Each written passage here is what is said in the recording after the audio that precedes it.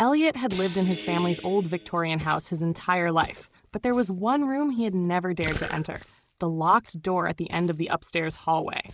His grandmother used to warn him, "That room remembers things better left forgotten." On his 21st birthday, Elliot found a tarnished brass key tied with a red ribbon in his grandmother's keepsake box.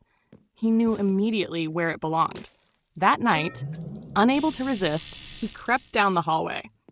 The house groaned as he inserted the key into the lock and turned it. The door swung open with a soft creak, revealing a room cloaked in shadows. Inside, it was like stepping into another time.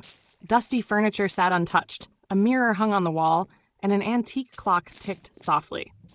But the strangest thing was a small wooden desk in the center of the room. On it lay a book with a single word engraved on the cover: Elliot. His hands trembled as he opened it. The pages were filled with scenes from his life.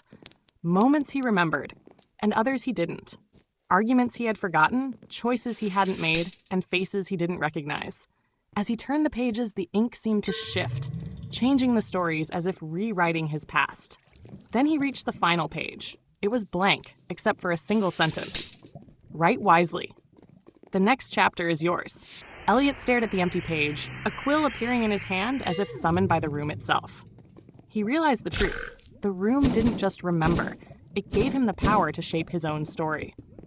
But as the clock chimed midnight, the door began to close on its own. Elliot had a choice: leave the room and let life unfold, or stay and rewrite everything. He stood frozen, the quill hovering over the page, wondering what kind of story he wanted to live.